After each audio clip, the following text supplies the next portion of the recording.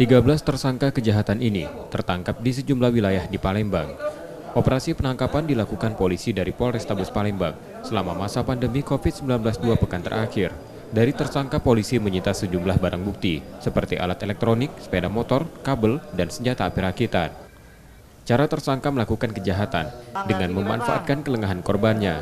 Motif dari 13 kasus ini beragam, tapi seperti biasa sangat didominasi oleh faktor ekonomi.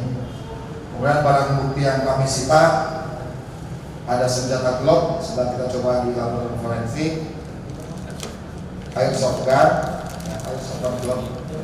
Kemudian ini senjata api rakitan dengan 4 peluru.